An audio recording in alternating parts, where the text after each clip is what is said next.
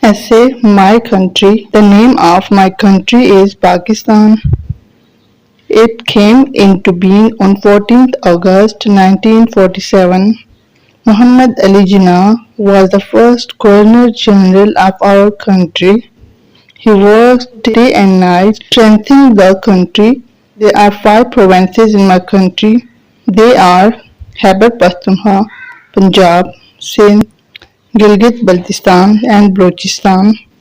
My country is rich in all kinds of products. I love my country very much. I breathe in the air of my country, drink its water, enjoy its sunshine, and walk on the earth. So I love it deeply. Pakistan had good and brotherly relations with its neighbor countries. We love our country because we got our freedom with great difficulty and hardship. We had good feelings and attachments with our country because we are Pakistanis. We should work day and night for the uplift and glorification of our country.